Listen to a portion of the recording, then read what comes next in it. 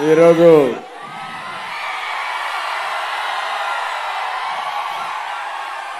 పాలకొల్లు దద్దరిల్లిపోయింది. తెలుగుదేశం పార్టీకి కంచు కోట పాలకొల్లు. దాన్ని బ్రహ్మాండంగా సాలిడ్ గా చేసిన ఘనత నిమ్మల రామానాయుడిది.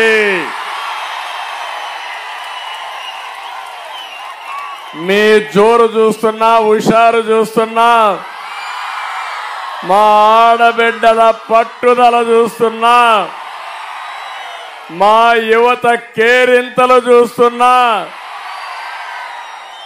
తమిళు ఇదే జోరు రాష్ట్రం అంతా. ఈ గాలికి వైఎస్ఆర్ కాంగ్రెస్ పార్టీ కొట్టుకొని పోవడం ఖాయం. ఫ్యాన్ అయితే తిరిగేది మానేసింది. రాబోయే రోజుల్లో ఆ ఫ్యాన్ ముక్కలు ముక్కలు చేసి డస్ట్బిన్ లో పడేయాలి. మిమ్మల్ని చూస్తే నాకు అనిపిస్తుంది 2024లో అదే జరుగుతుంది. మనం మీటింగ్ ప్రారంభించుకునే మునుపు రఘురామకృష్ణరాజు గారు 5 ఏళ్లు పోరాడాడు, అవునా కాదా? ఒక సైకో పాలనలో ప్రాణాలు ఒడ్డి ప్రజాస్వామ్య పరిరక్షణ కోసం పోరాడినటువంటి వ్యక్తి రఘురామకృష్ణరాజు గారు.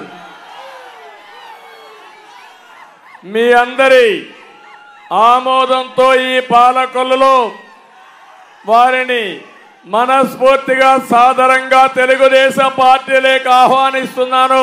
తెలుగుదేశం పార్టీలో చేర్చుకుంటున్నాం. గట్టిగా మీరు కూడా స్వాగతం పలకాలి. ఇంకా గట్టిగా. మనం ప్రజాస్వామ్యంలో ఉన్నామా లేదా అని మిమ్మల్ని అడుగుతున్నా. ఒక ఎంపీ తన నియోజకవర్గానికి రాకుండా చేసిన దుర్మార్గుడు ఎవరు? ఎవరు? ఇది న్యాయమా అని అడుగుతున్నా మిమ్మల్ని.